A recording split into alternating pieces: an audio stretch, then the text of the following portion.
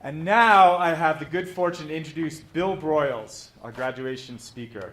Bill is the father of graduating senior Katie, rising senior James, and rising 8th grader Bettina. He serves on our board of trustees, is a wildly enthusiastic fan on the sidelines of our lacrosse games, and is a frequent guest in our English classes. Professionally, Bill was the founding editor of Texas Monthly Magazine, served as editor of Newsweek magazine for a couple of years that he has characterized to me as like a living hell, crafted the screenplays for the movies Castaway, Apollo 13, and Jarhead, and the TV series China Beach, that's just a smattering, and wrote the book Brothers in Arms about returning to Vietnam 15 years after serving there as a young lieutenant in the Marine Corps. I suggest we all prepare our souls for mystery. Please welcome Bill Broyles.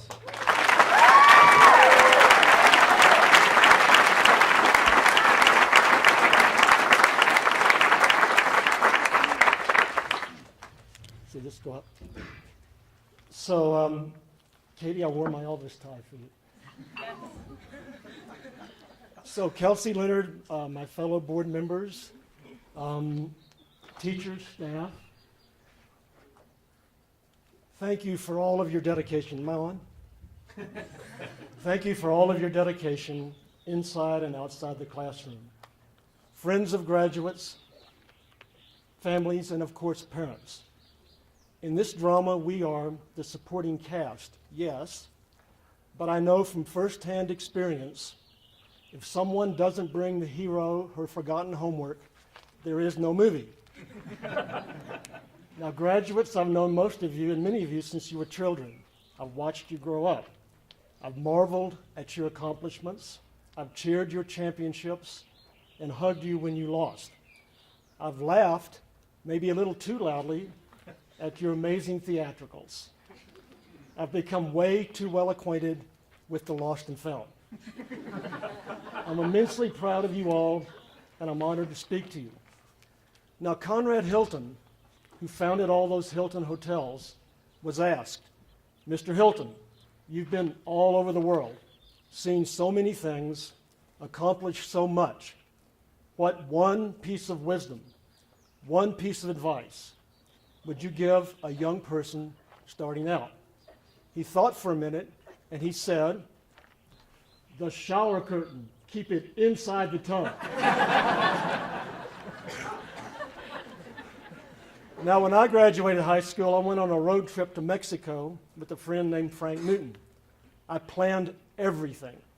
I researched every highway, hotel, and attraction along the way. I carefully annotated each of them on a map. When we crossed the Rio Grande, I pulled out the map, ready to follow every twist and turn. Okay, Frank, we go 3 miles, we turn left and he said, hey, Bill, could I see that a minute? I passed over the map and whoosh, he threw it out the window. Now, it's customary at graduations to talk about how you are embarking on the road of life, headed for success, and so on.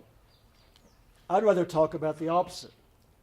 I want to talk about when the shower curtain comes out of the tub. I want to talk about when the map gets thrown out of the window. I want to talk about failure. Now, I happen to be an expert on failure. Not only have I made a career of failing, I also wrote the line in Apollo 13, failure is not an option. Well, don't believe the movies. Failure is an option. It is, in fact, the original default option. As the Bible said, God created the heavens and the earth, and then God created Adam. And God looked Adam over, shook his head, and he said, nah, I can do better than that.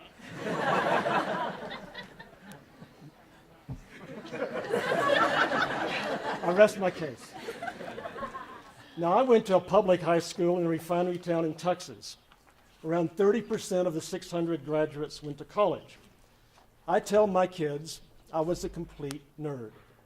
Katie says, no, Dad, you weren't a complete nerd. Thanks, says I. Thrilled, my daughter stands up for me. No, Dad, you were a complete dork. I was glad to see the distinction. Now, I went to Rice as a math major. I was going to be an engineer like my dad or a famous mathematician. My first class was calculus, 8 a.m. Monday morning. The professor stood at the blackboard, chalk in one hand, eraser in the other. As he wrote equations with one hand, he erased them with the other hand, all the while mumbling function, differential, Frito pie. I had no idea. I had no idea what he was saying. He might as well have been speaking Urdu. Okay, guess what I made in my major freshman year? Yes, an F. Epic failure. Not what I expected from my college experience. Everything I thought I was, I wasn't. Wallowing in self-pity, I wandered over to the school newspaper and met some students who were passionate about writing. I emptied wastebaskets, ran out for late-night coffee, finally wrote a few stories. I didn't have a plan or a map. I was just doing anything but math. That failure was the best thing that could have ever happened to me. I might have ended up a mediocre mathematician or the kind of engineer who designs bridges that fall down, killing thousands of innocent people. So 6 years later, I finished my master's at Oxford. I had my future all mapped out again. I was going to law school, back on the ladder of success. Then I got a letter from my uncle, Uncle Sam. Drafted. Big detour from the halls of power at Oxford to slogging through the jungles of Vietnam with a bunch of kids the same age as most of you. While all my friends were becoming successful, I was fighting a war I didn't believe in, terrified I was going to die a meaningless death. Once again, I was a failure. I'm about to have my speech blown away. As I lay in my foxhole near the Ho Chi Minh Trail, I looked up at the stars and I saw something wonderful. The streaking light of a satellite in the infinity of space. A few weeks later, I went to check on some of my wounded men. When I walked in to that vast hospital full of broken teenagers, I fainted dead away. How did those nurses, many of them girls my age, all of them volunteers, how did they face this tragedy every day? When I got out of the Marines, it was too late to go to law school. That dream was gone too. I had no real prospects, so I got together with a few of those kids I'd hung out with at the Rice newspaper back when I failed math, and started a magazine. Well, why not? It would be something to do for a few months before it failed and we tried something else. We didn't ask anyone's permission, we just did it. Now, everyone told us it was a bad idea. It would never work. We didn't know what we were doing. Well, guess what? They were right. We didn't know what we were doing, but it worked anyway. Probably because we didn't know enough to know it couldn't be done. That magazine, Texas Monthly, is still going strong 40 years later. And its editor today wasn't even born when I started it. That's how old I am. Well, but wait, you said this was about failure. That sounds like a success. Well, much to my surprise, it was. That was the problem. Success made me soft. Where was the risk? It turns out there are people who start things and people who sustain them. I was a starter. I left after a few years to become editor-in-chief of Newsweek. Jim has described that experience to you already. The problem was it was a classic job for a sustainer, not a starter. Everyone thought I'd reached the pinnacle of success, but I hated the job and I was really terrible at it. Yet another epic fail. But then I remembered those nurses in Vietnam. They'd had it so much worse than me, but they had endured and made a difference. I wanted to write their stories.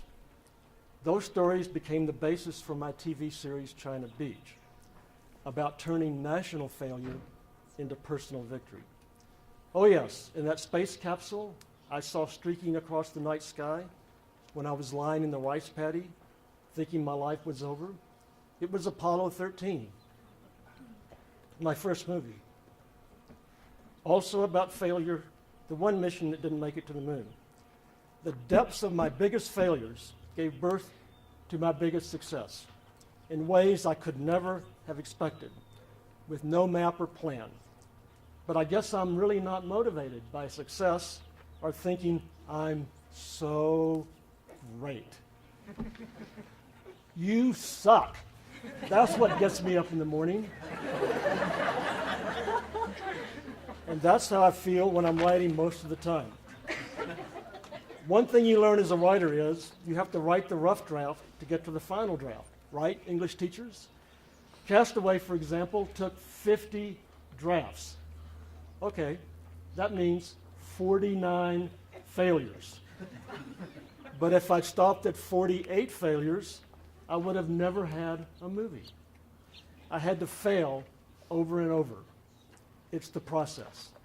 And so is living your own life. If you don't fail, you're not trying hard enough. You have to have faith, even if you don't know where you're going, that you will get there. Now, for some of you, the dreams you have today will come true. You will work hard and achieve exactly what you want in life. You will surf on success. Congratulations in advance. However, you never know, so why not keep paying attention? The rest of you, you will most likely be like me. Try something, fail, try again. Just don't stop dreaming. Everyone says your idea won't work. Great. That means no one else is going to do it.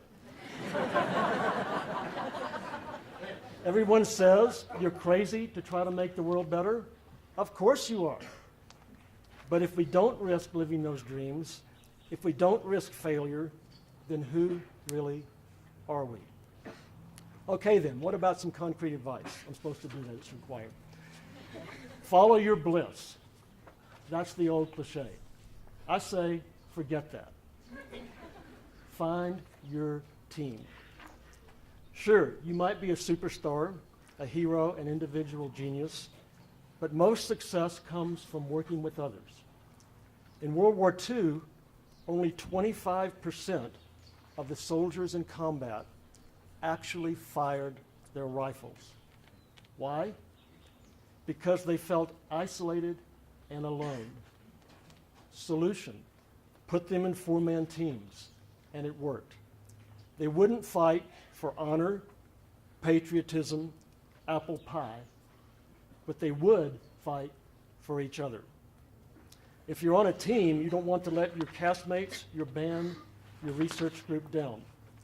As Story Leonard told her lacrosse team, the basic rules of being a teammate are the basic rules of life.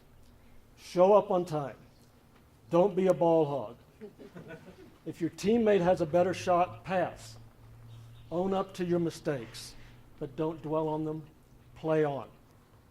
Make the actors, the scientists, the inventors around you better, and they'll make you better. Love thy neighbor, even when he or she isn't like you. When I went back to Vietnam to meet my enemies, I discovered I had more in common with the men and women who were trying to kill me, wonderful me, than I did with anyone else. I hate how we use words to turn people into infidels, vermin, enemies, something less than human. War, that great failure, taught me there is no them, there is only us. Embrace the moment. When I first came under fire in Vietnam, I was supposed to be in command, but guess what? I froze in total fear. My mouth dried up like cotton. I couldn't say a word. I couldn't give an order. I couldn't do anything. I failed completely. But I couldn't keep letting my men, my team, down.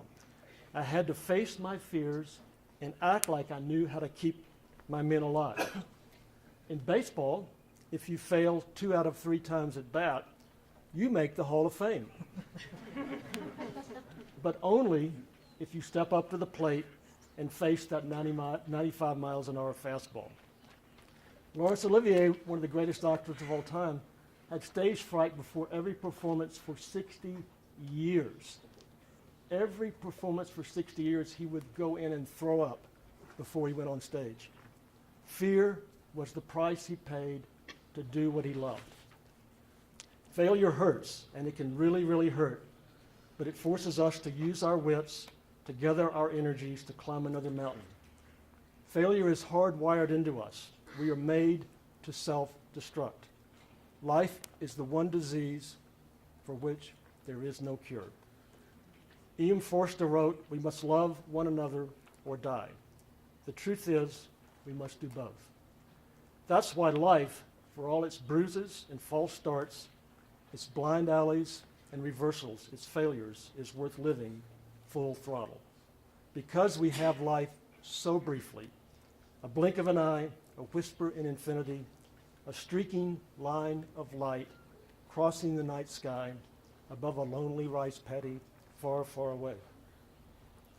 But for a brief moment we live, we love, we dare to push beyond the boundaries of ourselves, to reach out to others, to make a difference, and to risk the failures that save us, the failures that make us human.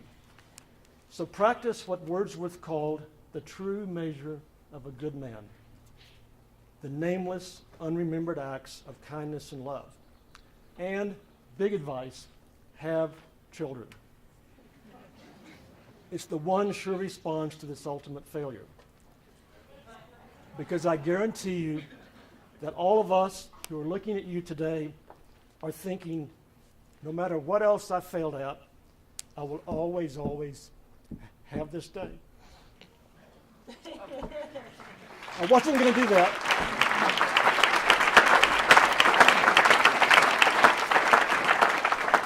And also you want to have children because when you're our age, you want someone to try to make guilty for not appreciating all you've done for them.